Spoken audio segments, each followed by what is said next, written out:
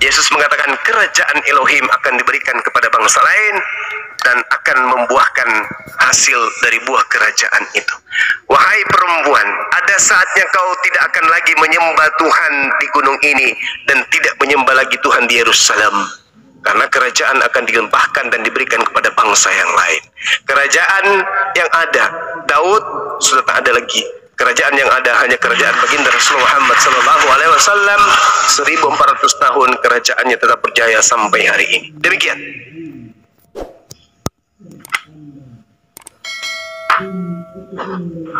Masya Allah, silakan cowok tanggapi. Kalau abang mengatakan Yesus ini adalah utusan, mengapa dia datang ini membawa pedang? Artinya dia menghakimi. Apakah kekuasaan itu ada padanya? Dapat mengampuni dosa? Bukankah yang dapat mengampuni dosa itu Allah Bapa? Silakan. Oke, baik. Tak ada satupun dalil pengakuan Yesus, aku mengampuni dosa. Itu tak ada, Bung. Tak ada dalilnya. Dia hanya mengatakan dosamu telah diampuni. Kenapa demikian? Karena tanda-tanda orang yang dikutuk oleh Tuhan adalah buta, lumpuh, cacat, dan seterusnya. Mereka orang-orang yang dikutuk ketika melakukan dosa, seketika dikutuk oleh Tuhan, seketika mendapatkan karma, seketika mendapatkan tulah. Ketika Yesus menyembuhkan, Yesus mengatakan, oh berarti Tuhan sudah mengampuni dosamu. Makanya tak ada ucapan Yesus, dosamu telah aku ampuni. Bahkan ketika ia disalibkan, apa kata Yesus? Bapak, ampunilah mereka Bapak, sebab mereka tidak mengetahui apa yang mereka lakukan Bapak.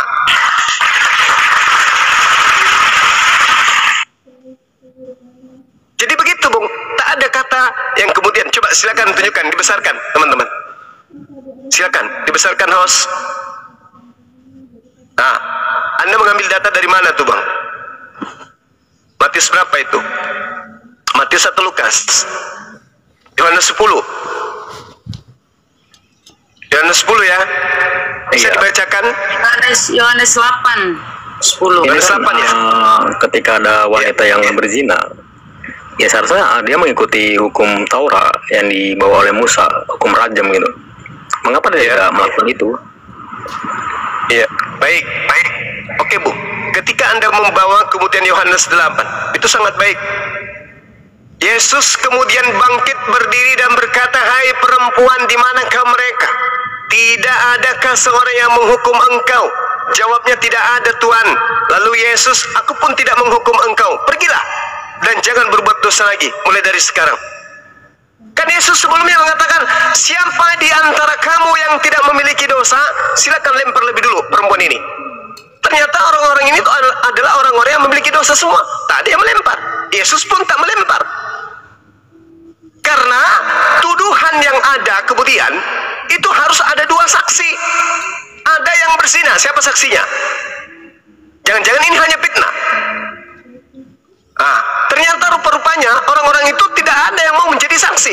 Itu yang pertama. Yang kedua yang Anda harus pahami, yang saudaraku harus pahami, Yesus bukan orang yang duduk sebagai wali hakim. Yesus tidak duduk sebagai orang yang duduk sebagai mahkamah agama. Yesus tidak memiliki kewenangan untuk menghukum dan menetapkan ini berzina, hukumannya ini pencuri, hukumannya enggak. Yesus bukan imam, Yesus bukan hakim, dia bukan orang yang kerja di Gubernur Pilatus, bukan juga di Herodes, bukan. Dia adalah orang yang ditolak oleh orang-orang Yahudi, boro-boro jadi hakim untuk menghakimi. Itu tak ada. Apa haknya Yesus menghakimi perempuan tersebut? Tak ada. Dia bukan hakim, dia bukan duduk di mahkamah agama Yahudi, bukan. Dia tidak ada kewenangan beliau untuk menghakimi. Dia hanya mengobati saja. Ketika ada yang sakit diobati, ketika ada yang sakit diobati. Itu. Tapi kalau untuk menghakimi, oh Yesus tidak bisa. Bukan tugasnya menghakimi orang. Saya kira begitu.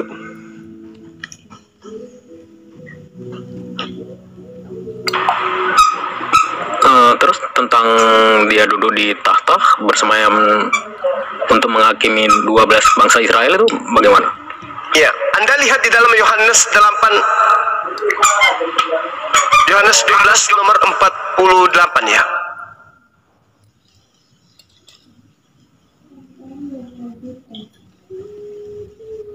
Bisa dibaca teman-teman?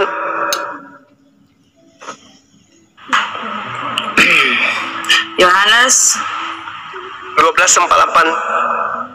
12:48. Barang siapa menolak aku dan tidak menerima perkataanku, ia sudah ada hakimnya, yaitu firman yang telah kukatakan. Itulah yang akan menjadi hakimnya pada akhir zaman. Nah tuh, ini pengakuan Yesus. Jadi 12 suku Israel itu akan dihakimi berdasarkan firman atau sabda yang Yesus sampaikan kepada mereka. Makanya murid-murid memiliki tugas. Matius 10 nomor 5 nomor 6, Yesus berpesan kepada ke-12 muridnya agar jangan ke bangsa lain, melainkan pergi kepada domba-domba yang sesat dari umatku Israel. Itu kata Yesus. Yesus datang ke tengah-tengah Bani Israel. Kita boleh baca di dalam Yohanes 14 nomor 31. Bunda bisa menunjukkan itu. 14:31. Atau ada yang lain yang bisa membacakan? Ini bagus kalau ada yang membacakan supaya kita mendengarkan semuanya. Tetapi supaya dunia tahu bahwa aku mengasihi Bapa dan Bapa. Tetapi supaya dunia tahu bahwa aku mengasihi Bapa dan bahwa aku melakukan segala sesuatu seperti yang diperintahkan Bapa kepadaku. Bangunlah, mari kita pergi dari sini. Diperintah. Masya Allah. Kalau Yohanes 11:42 masih bisa dibacakan enggak? 11:42. Bisa ya. Aku tahu bahwa engkau selalu mendengarkan aku, tetapi oleh karena orang banyak berdiri di sini mengelilingi aku mengatakannya supaya mereka percaya bahwa engkau yang telah mengutus aku. Tuh. Jadi di sini poinnya adalah utusan. Mereka percaya aku sebagai utusan atau mereka menolak aku sebagai utusan. Itu aja. Jadi pola yang dimainkan oleh kenabian dan kerasulan Yesus kepada Bani Israel hanya ada dua. Mereka menolak aku sebagai rasul atau mereka menerima aku sebagai rasul. Itulah hakimnya nanti di akhir zaman.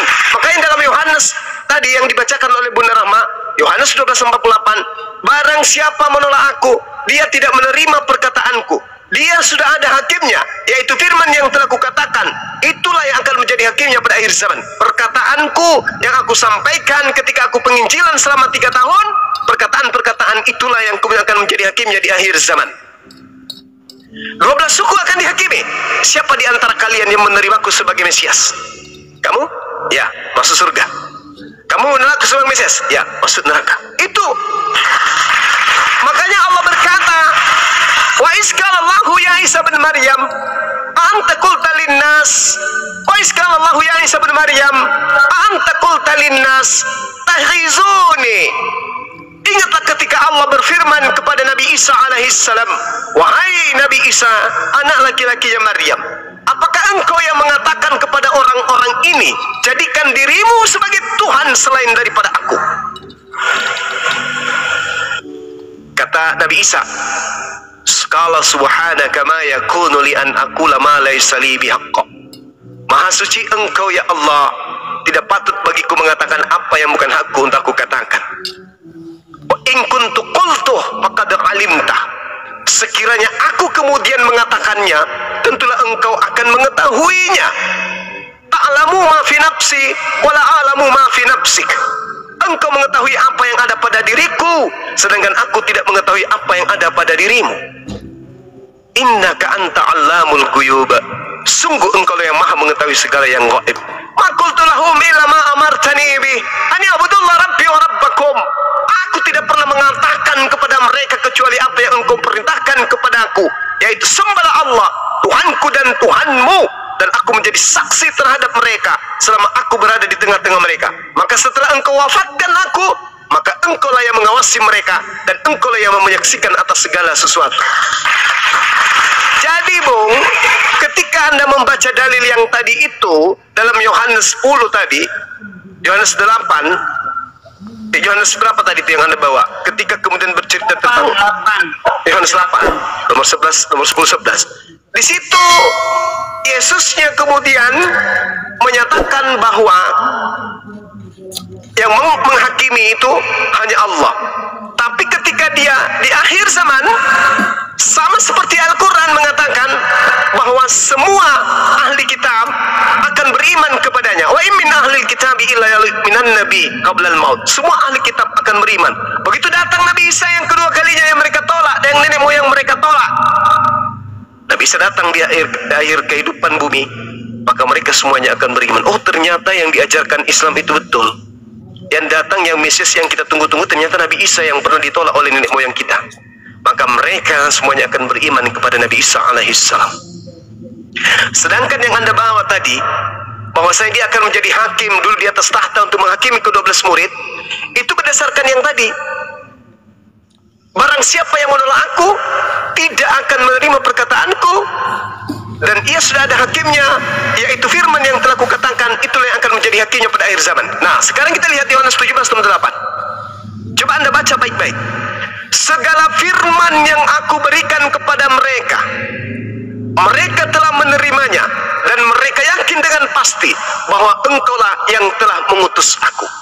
Berarti segala firman yang Yesus sampaikan di tengah-tengah Bani Israel, seluruhnya hanya bersaksi bahwa Yesus itu hanyalah utusan Tuhan. Berarti penghakiman kelak ada dua: menerima Yesus sebagai utusan atau menolak Yesus sebagai utusan. Hanya itu aja. Karena semua cakupan firman yang Yesus sampaikan di tengah-tengah Bani Israel itu hanya dipercayai oleh muridnya sebagai utusan Tuhan saja. Makanya dikatakan kemudian dalam Yohanes 11 nomor 42, aku tahu bahwa engkau selalu mendengarkan aku, tapi oleh karena orang banyak yang berdiri di sini mengelilingi aku mengatakannya agar supaya mereka percaya bahwa engkaulah yang telah mengutus aku. Yesus mengatakan, berfirman, bersabda, menyampaikan perkataan di tengah-tengah Bani Israel agar mereka percaya bahwa Yesus adalah utusan Tuhan. Saya ulang, Yohanes 11:42. Aku tahu bahwa engkau selalu mendengarkan aku, tetapi oleh karena orang banyak yang berdiri di sini mengelilingi aku mengatakannya supaya mereka percaya bahwa engkaulah yang telah mengutus aku. Yesus mau dipercayai sebagai utusan Tuhan saja. Maka yang menuhankan dirinya, Anda lihat betapa siksanya mereka, betapa kecewanya mereka, betapa terhinanya mereka. Anda lihat dalam Matius 7 nomor 21, nomor 22, 23. Pada akhir zaman nanti banyak orang yang datang kepadaku berseru, Tuhan Yesus, Tuhan Yesus, bukankah kami telah bernubuat pakai namamu Tuhan Yesus? Bukankah kami bermujizat pakai namamu Tuhan Yesus? Bahkan kami melakukan pengusiran terhadap setan-setan demi namamu Yesus. Kata Yesus, pada hari itulah aku akan berterus terang kepada mereka, aku tidak mengenal engkau, enyahlah daripadaku, kalian semua adalah pembuat kejahatan. Tumben benar. Banyak orang yang bernubuat, mengusir setan, bermujizat pakai nama Yesus, tapi karena dia tidak berdasarkan pola pengajaran yang seajarkan di tengah-tengah Bani Israel, maka Yesus mengatakan apa? Enyahlah daripadaku, aku tak mengenal kalian. Bayangkan aja nih, orang Kristen yang sudah pada level bermujizat, orang Kristen yang sudah pada level mengusir setan, orang Kristen yang sudah sampai pada level bernubuah, Yesus katakan apa? Aku tidak mengenal kalian. La haula wala quwata illa billah. Aku tak mengenal kalian, katanya. Lalu buat apa kalian beriman? Kalau Yesus sendiri kemudian izin Bang Suma. Ya, silakan. Iya, izin Bang Suma. Ini saya mau bertanya ke Bang Suma ini. Bang Suma ini kan ini siapa? Ini pendatang baru karena ada kentara di HP saya. Iya Bang, Ronald Nenggolan Bang. Ronald Nenggolan Bang. Tunggu dulu, kita tanya dulu saudara cewek. Cewek apa cowok? Oh, Cowok ya, Bang. Ini matanya cewek terus ini. Yang tadi yang mau mualaf mana? Belum datang dia Bang. Baluap. Ada yang mau mualaf katanya. Iya si Engki dia takut ketahuan. Padahal ada acara saya harus terbang ke Dubai malam ini. Batal karena dia mau syahadat. Nggak percaya aku bang. Kau boleh bohongin Oten bang. Orang kampung nggak bisa tahu aku jangan malam. Katanya ada yang mau mualaf jam 8. Aku kesini. Iya, pula tuh. tapi masalahnya bang dia mau cari tempat dulu. Dia takut ketahuan emaknya. Oh ya sudah, kita tunggu sambil kita belajar sama teman-teman. Silakan saudara cewek jahat. Cowok bang, cowok jahat. Iya, mungkin ada yang mau disampaikan sama Bang Ronald. Ya, tidak apa-apa. Baik. Dan Bang Ronald. Iya, izin Bang Suma. Iya, silakan, Bro.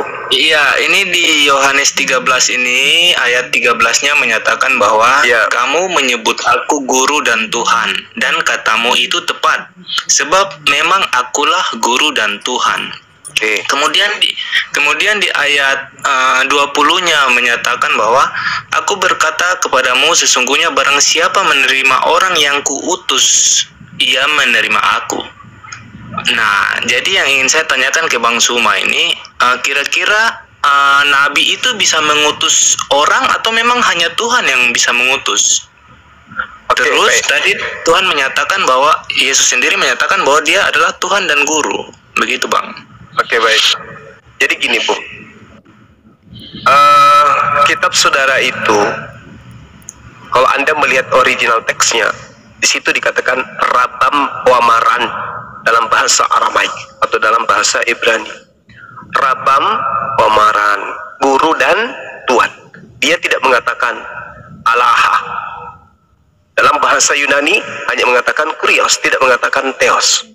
Rabam Wamaran. Andai saja dia mengatakan Rabam wa Alaha, berarti dia merujuk kepada pencipta. Sayangnya dia hanya mengatakan Maran, Mar, Tuhan. Sedangkan Tuhan dan Tuhan itu berbeda dalam rasa bahasa kita. Misalnya orang yang terpenting di Indonesia ini, orang kelas 1 misalnya, seperti Bang Handi Slebes, dipanggil Tuan Handi, itu masih rasional bagi kita, rasa bahasa kita.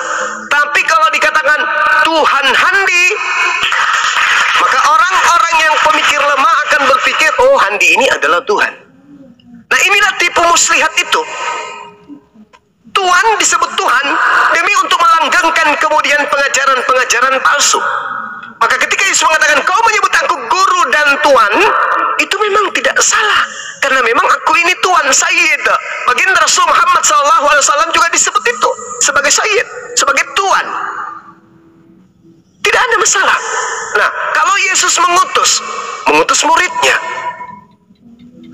statusnya sebagai pemimpin, sebagai nabi, sebagai rasul, sebagai Mesias, mengutus muridnya, tak masalah. Selayaknya baginda Rasul Muhammad SAW mengutus sahabatnya, tak masalah. Nabi Musa alaihissalam mengutus Harun, tak masalah. Mengutus Yosua bin Nun, tak masalah. Karena mereka adalah nabi yang mengutus pengikut-pengikutnya, tak masalah. Jadi itu tidak ada indikasi, Bung. Coba Anda lihat, saudara-saudaraku ya, betapa banyak seruan-seruan Yesus, Bapakku, Bapakku, Bapak itu Tuhan. Ketika Yesus mengatakan Bapakku, berarti itu menceritakan Tuhanku. Matius 18:10, Tuhanku yang ada di langit. 18:19, Tuhanku yang ada di langit. Matius 7, Bapakku, Tuhanku yang ada di langit. Matius 10:32, di depan Bapakku, di depan Tuhanku yang ada di langit. Makanya Yesus mempraktekkan ibadah. Yesus sujud, Yesus berdoa, Yesus memohon, Yesus beribadah, Yesus puasa. Kenapa? Karena dia bertuhan. Begitu banyak perkataan Yesus bertuhan, begitu banyak ungkapan-ungkapan kehambaan Yesus yang dia katakan di tengah-tengah Bani Israel, yang Anda baca di dalam Bible itu sendiri. Betapa banyak Yesus mempraktekkan dia beribadah kepada Sang Tuhan. Betapa banyak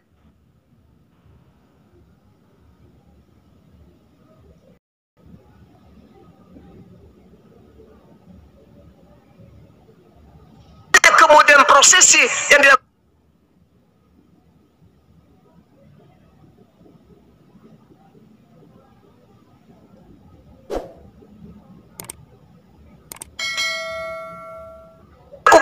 Yesus sebagai hamba Tuhan. Kenapa itu Anda tak melihatnya? Kenapa yang Anda lihat hanya perkataan Yohanes 13:13. Akulah guru dan Tuhan saja. Seketika dia menjadi Tuhan. Sedangkan 33 tahun dia mempraktikkan, dia menteorikan bagaimana cara menghambakan diri yang baik, bagaimana cara beribadah yang baik, bagaimana cara memuji Tuhan dengan cara yang baik. Itu yang dicontohkan dan itu yang diperhatikan. Tapi kenapa seketika orang Kristen mendudukkan Yesus yang mempraktikkan dan menteorikan sebagai hamba yang baik? Dalam Yohanes 4 nomor 22, Yesus mengatakan, kami menyembah, kalian menyembah Tuhan yang kalian tidak kenal. Aku dan muridku menyembah Tuhan yang kami kenal. Kenapa Anda tidak jadikan itu sebagai rujukan? Wahai Maria, jangan kau menyentuh aku, tapi pergilah kepada saudara-saudaraku, wahai Maria. Katakan kepada mereka, aku akan pergi kepada Bapakku dan Bapakmu, Tuhanku dan Tuhanmu. Kenapa nggak pakai itu? Kenapa? Oke, silakan. Ini di Yohanes 8:24, karena itu tadi aku berkata kepadamu bahwa kamu akan mati dalam dosamu, sebab jikalau kamu tidak percaya bahwa akulah dia, kamu akan mati dalam dosamu. Akulah dia ini dalam Yohanes 8 ayat 24 ini menurut Bang Suma apa? Ya, apa mereka akan disebut mati dalam dosa kalau mereka tidak percaya bahwa dialah dia? Oke, baik. Sekarang satu hal yang perlu dipahami oleh kita orang Indonesia, harus jujur mengakui keadaan yang ada pada masa itu. Baik ketika kita membaca Al-Quran, fattaqullaha wa ati'un.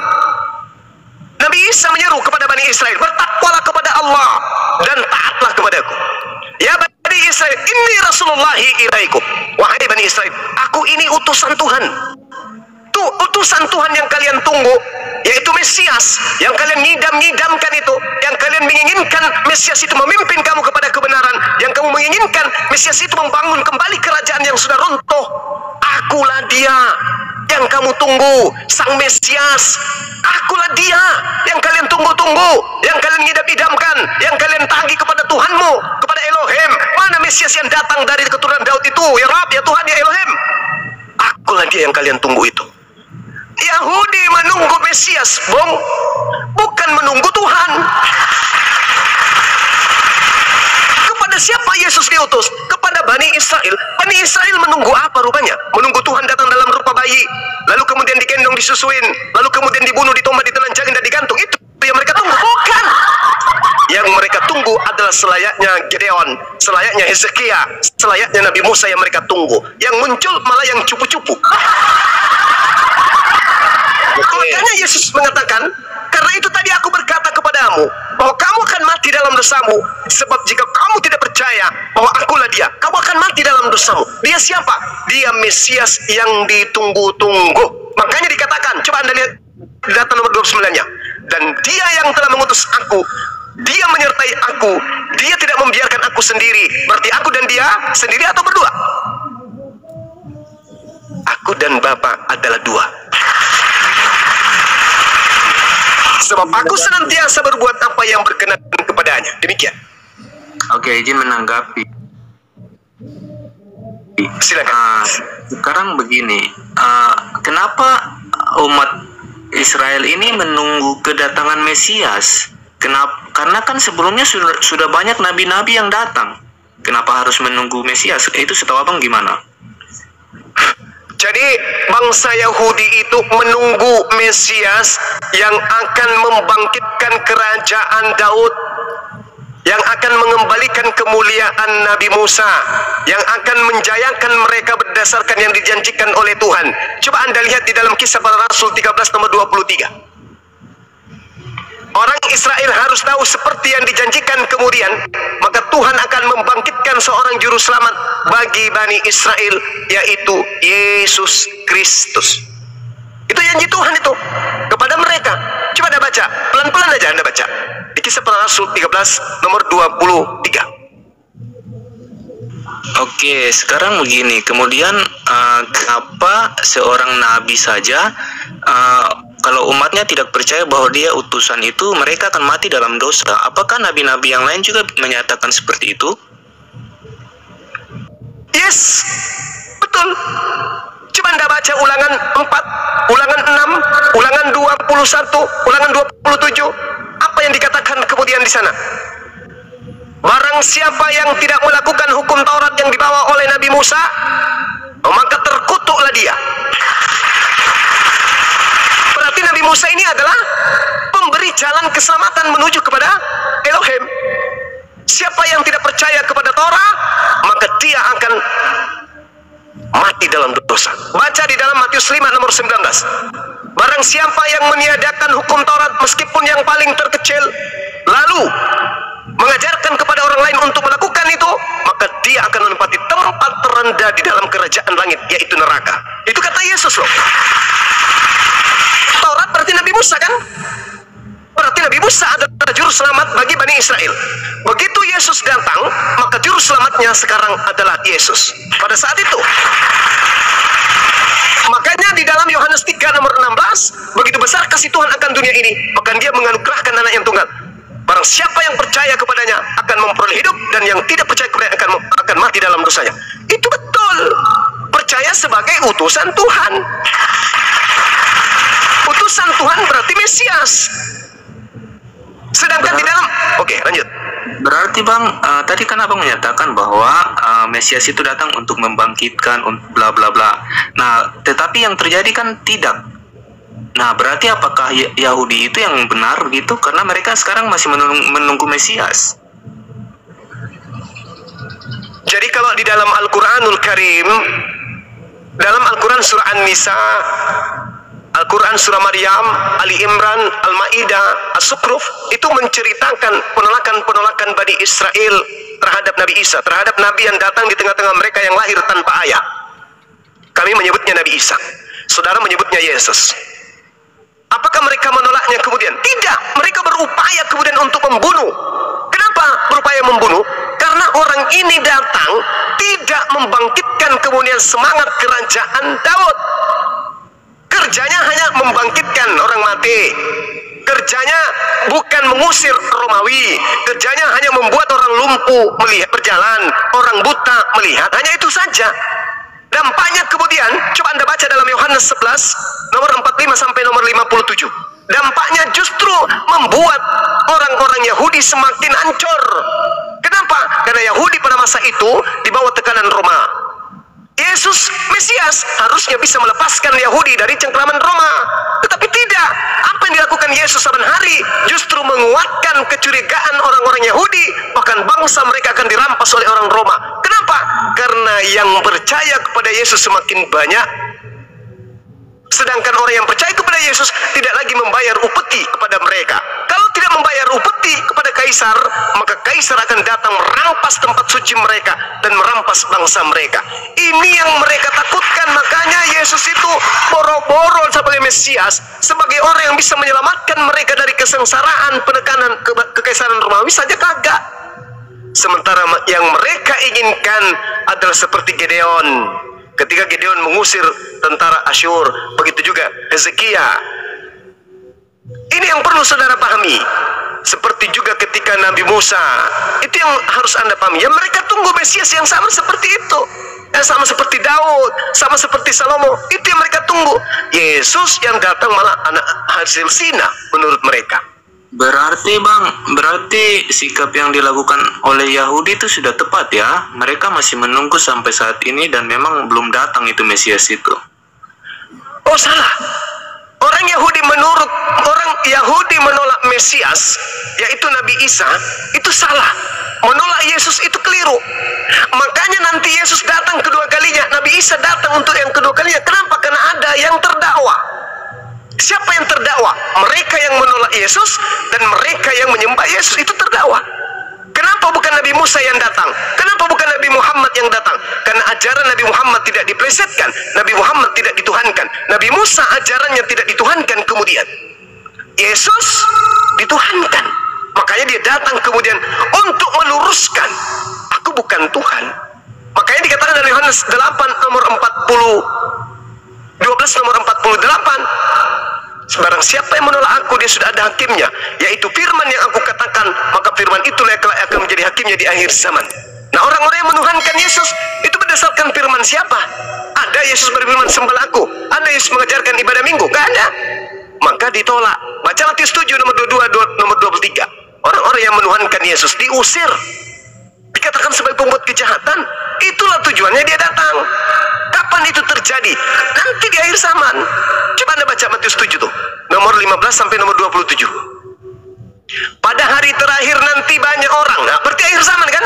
Banyak orang yang berseru kepadaku, Tuhan, Tuhan, Tuhan, Tuhan, Tuhan. Bukankah, bukankah, bukankah? Pada hari itulah, pada saat itulah aku akan berkata kepada mereka. Itu kapan? Nanti kedatangan yang kedua. Makanya dalam Al-Quran dikatakan tidak ada seorang ahli kitab pun yang tidak akan beriman kepada Nabi Isa alaihissalam menjelang kematiannya. Wa in min ahlal kitab illa la yu'minanna bihi qablal mauti. Ini Al-Quran mengatakan.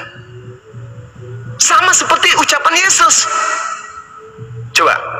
Jadi kalau Anda mengatakan Yesus itu akulah dia, dialah Mesias yang ditunggu oleh Bani Israel, tetapi kemudian ditolak karena tidak memenuhi syarat seperti Mesias yang mereka tunggu.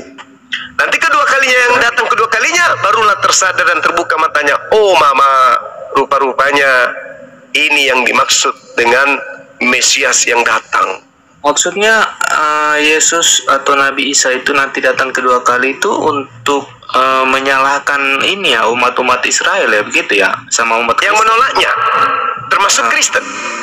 Datangnya sebagai nabi atau sebagai apa? Sebagai nabi. Dia datang sebagai Mesias, dia datang sebagai nabi. Karena dia adalah nabi. Datangnya waktu, kalau dari Islam sendiri datangnya waktu akhir zaman juga. Iya. Diterangkan di dalam Al-Quranul Karim, wa innahu la ilmun lis-sa'ah fala tamtaruna biha wattabi'un hadza siratul mustaqim.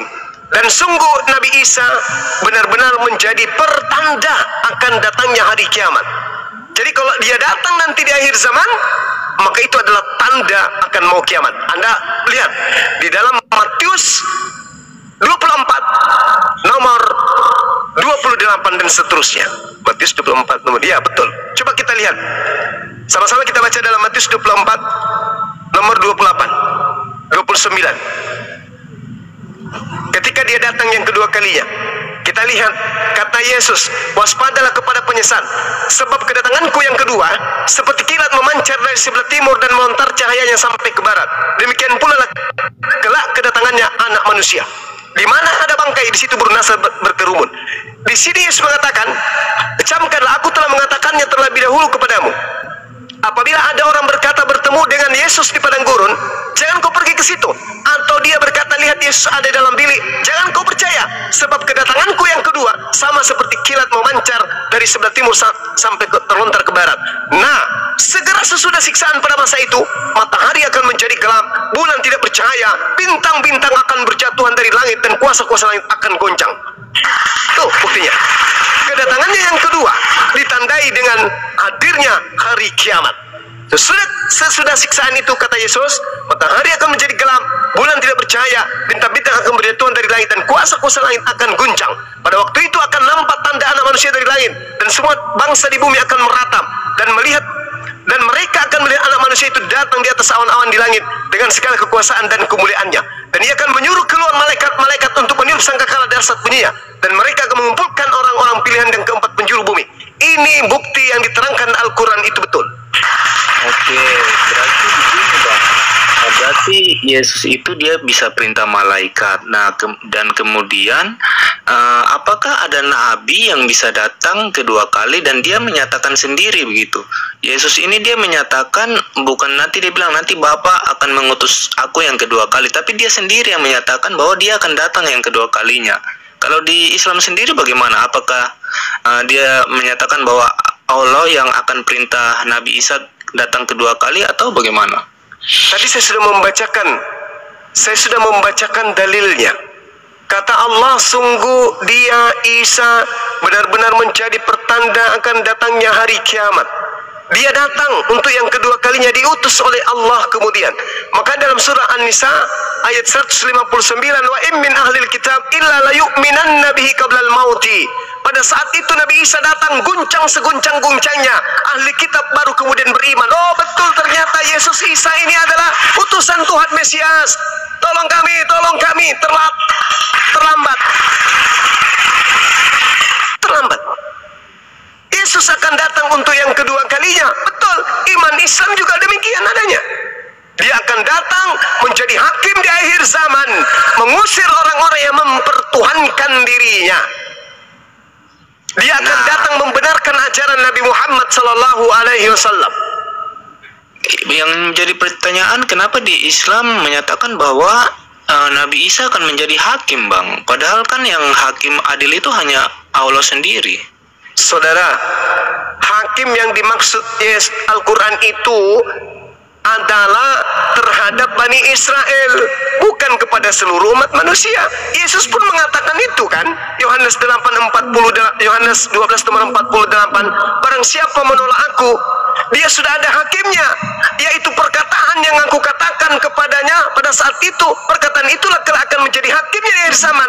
Sekarang mana perkataan Yesus akan dijadikan dasar untuk menghakimi umat Islam? Orang-orang yang tidak menuhankan Yesus, apa hakimnya? Apa penghakiman Yesus? Kenapa kau tidak menuhankan aku? Ada kayak gitu? Enggak ada. Karena tidak pernah Yesus berfirman, jadilah hambaku. Yesus hanya mengatakan, jadilah muridku. Murid dan hamba itu berbeda. Sedangkan Kristen offside, harusnya menjadi murid, malah menjadi hamba. Coba kami umat Islam, siapa Nabi Isa itu? Nabi Isa adalah Nabi kami yang dihususkan oleh Allah untuk menjadi petunjuk jalan kebenaran kepada kaum Israel. Itu iman kami. Kalau kalian dihakimi kelak di akhir zaman oleh Yesus, wahai Kristen, ya paman, siapa yang mengajarkan ente menuhankan aku? Apa ucapan kalian? Ada tidak firmanku? Pada saat aku datang penginjilan ke Israel, sembahlah aku, tuhankanlah aku, gantikan Tuhan yang benar itu dengan aku. Akulah Tuhan itu yang menjelma menjadi manusia. Kalian sembahku. Siapa yang ngajarin? Ada firmanku? Kayak gitu? Tak ada. Makanya Yohanes 12, Yohanes 8, 42. Yohanes 8, Yohanes 12, nomor 40, Yohanes 12, nomor 48, itu yang menjadi rujukan. Barang siapa yang menolak aku, dia sudah ada hakimnya, yaitu perkataan yang pernah aku ucapkan kepada mereka. Firman itulah kelak akan menjadi hakimnya di akhir zaman. Maka kumpulkan firman-firman itu, barislah umat Islam. Wahai umat Islam, ya paman, kamu kenapa enggak menuhankan aku? Kenapa kau tidak ke gereja? Kenapa kau tidak makan babi? Kenapa kau tidak percaya Paulus? Kenapa? Kenapa kau bersunat? Ya, kita umat Islam akan bertanya, emang pernah? Memang ada firmanmu seperti itu? Ada sabdamu? Ada ajaranmu kayak begitu? Ya nggak ada sih. Lalu apa yang salah dari kami umat Islam? Ya tak ada. Di dalam Yohanes 14 nomor 27, kamu sendiri yang mengatakan bahwasanya kamu menyampaikan damai sejahtera, kamu menitipkan damai sejahtera, shalom, Islam, kami Islam.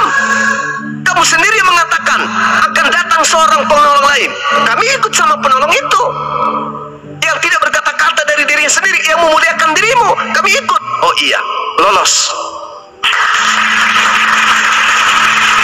Nah, sekarang giliran Kristen di baris nih.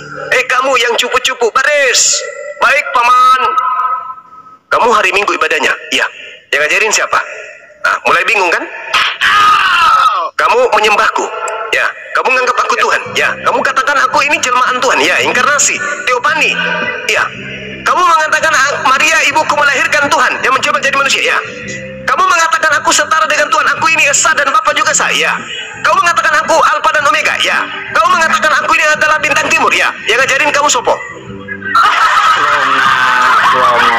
Yang ngajarin ente sopo? Bintang timur. Anda makan segala makanan yang diharamkan. Padahal ucapanku dalam Lukas 19:17, lebih mudah langit dan bumi lenyap daripada setitik dari hukum Taurat itu batal. Siapa yang ngajarin ente membatalkan segala hukum Taurat? Siapa? Bintang timur, Pak. Tak ada yang mengajarkan. Berarti firmanku tidak ada tempat dalam dirimu. Kamu menuhankan aku karena kau tidak meroleh firman dalam dirimu. Tidak ada perkataanku dalam dirimu. Sekiranya ada perkataanku dalam dirimu, mustahil kau menuhankan aku. Sebab aku sendiri datang di tengah-tengah Bani Israel, sibuk siang dan malam berdoa semalam-malaman, sujud semalam-malaman, berdoa dengan sungguh-sungguh kepada Dia yang ada di langit. Kenapa justru ente menuhankan aku? Maka enyahlah daripadaku. Kalian semua adalah pembuat kejahatan. Aku tak mengenal kalian. Kalian semua adalah pembuat kejahatan. Enyahlah kalian. Ketepak, ketepak, ketepak. Tuh, ditendang semua sama Yesus. Ini yang dikatakan Al-Quran, bahwasanya pada hari kiamat nanti apa yang mereka sembah akan menjadi musuh bagi mereka. Itu ayat mana lagi? Dan pemujaan yang mereka lakukan terhadap apa yang mereka sembah akan ditolaknya. Apa dalilnya tuh? Lupa saya. Sahabat-sahabat sekalian, Al-Quran surah An-Nisa ayat 120 ya? Bukan. Al-Ahkam ayat 6 ya? Ya, betul. Masya Allah. Apa yang dikatakan oleh Allah? Wa idza husyiran nasu kanu lahum ada wa kanu bi ibadatihim kafirin. Apabila manusia kelak dikumpulkan pada hari kiamat, sesembahan itu menjadi musuh mereka, dan sesembahan mereka akan mengingkari pemujaan-pemujaan yang mereka lakukan kepadanya. Orang Kristen pada hari kiamat akan diusir, akan menjadi musuh bagi Yesus. Tidak, aku tak pernah mengajarkan kalian seperti itu. Wajahlah daripadaku, kalian semua adalah pembuat kejahatan. Menjadi musuh. Bukankah kami telah bernubuat? Bukankah kalian bermujizat? Tidak, kalian semua pembuat kejahatan. Aku tak mengenal engkau. Wa idza husyiran nasu kanu lahum a'da wa kanu bi ibadatihim kafirin. Pada hari terakhir nanti, apabila manusia dikumpulkan, sesembahan itu menjadi musuh mereka. Apa yang mereka sembah menjadi musuh bagi mereka, dan mengingkari pemujaan-pemujaan yang mereka lakukan kepada yang mereka sembah. Ini yang terjadi terhadap kalian. Sudah ada Al-Quran yang memberikan cerminan. Matius 7:22-23 memberikan cerminan. Kapan kalian, saudaraku, bisa tersadarkan? Wa qaulihim inna qatalnal masiha Isa bin Maryam. Dan kami hukum juga mereka karena ucapan mereka. Ketika saudara-saudara mengatakan Nabi Isa atau Yesus itu disalibkan untuk dosa-dosa kalian, di saat itu juga Tuhan berkata, aku hukum kalian dengan ucapan itu. Apa bukti kalian dihukum? Kebenaran yang disampaikan menurut Bible atau menurut Al-Quran tidak bisa membuat cakrawala berpikir Anda untuk sampai kepada poin hak, pada poin kebenaran. Coba, Anda akan tetap ngotot, Anda akan tetap mempertahankan, Anda gengsi terhadap kebenaran karena sudah terlanjur terpikat dan terpenjara oleh doktrin dan dogma. Keselamatan hanya ada pada Yesus. Padahal data di dalam kitab saudara, hakim yang Yesus ajukan nanti adalah firman-firman yang pernah Yesus ucapkan di tengah-tengah Bani Israel. Ternyata firman itu diucapkan oleh Yesus, tujuannya agar Bani Israel percaya bahwa Bapa telah mengutus dia. Berarti dia adalah Mesias. Segala firman yang kau berikan kepadaku telah kusampaikan kepada mereka, dan mereka menerimanya, dan mereka percaya, mereka yakin dengan pasti bahwa engkaulah yang telah mengutus aku. Berarti penerima-penerima firman yang langsung berhadapan dengan Yesus percaya Yesus itu utusan Tuhan. Tapi orang Kristen yang tidak bertemu dengan Yesus, yang tidak pernah Yesus berkata langsung kepada Kristen malah percaya Yesus itu adalah Tuhan, bukan utusan Tuhan. Mulut mengatakan, yes, kami juga percaya Bang Suma, Yesus itu utusan Tuhan, mari kita intip di gereja. Ternyata yang mereka akui sebagai utusan, justru itulah yang mereka sembah. Berarti munafik, planos, penipu, pembohong. Orang munafik, lain di mulut, lain di pekerjaan, lain di mulut, lain di hati, lain di perkataan, lain di tindakan. Itulah kalian. Maaf, ini harus diungkapkan ya. Jadi saudara, apapun yang Anda usung kemudian untuk menuhankan Yesus, akulah dia, tak ada akulah yang mengampuni dosa, akulah yang mengutus malaikat. Bu, ingat di kitab Wahyu, iblis pun memiliki malaikat-malaikat. Itu yang Anda harus pahami. Jadi ketika kemudian Yesus datang, ingat di Matius 4 nomor 6, apa kata iblis? Apabila engkau adalah anak Allah, maka buanglah dirimu ke bawah, sebab ada tertulis, Tuhan akan mengutus malaikat untuk menatang engkau di tanganmu, agar kakimu untuk kepada batu. Nah, Yesus anak Allah kan? Wajar kalau Anda mengaku Yesus itu adalah anak Tuhan, atau Yesus itu adalah Nabi Tuhan, utusan Tuhan. Wajar kalau malaikat datang menatang dirinya, karena dia adalah utusan Tuhan. Itu tak ada masalah. Silakan. Capek juga saya bicara. Silakan saudara, ditanggapi, dilanjutkan dengan guru saya yang bisa membantu saya dulu. Saya mau bikin kopi campur masako. Iya, istirahat, Ki. Oke, Ya, silakan. pamit. Izin pamit semua.